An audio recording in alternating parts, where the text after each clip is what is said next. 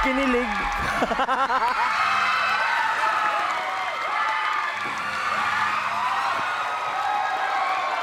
Uy! Teka lang! Vision Patrick and Kakay, anong masasabi mo, Coach Jay? Nung simula, medyo na-prank kami.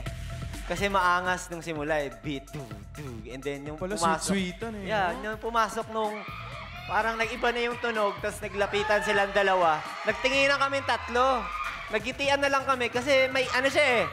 Kumbaga may chemistry. Ay! Naririnig ko kanina si Kakay, yung tuhod niya daw.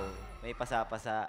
Ngayon ko lang nakita yung pyesa. Kaya pala. Pero, ayun, kinaya mo naman. Tsaka, alam ko na kayong dalawa sa isa't isa is nag-a-adjust kayo.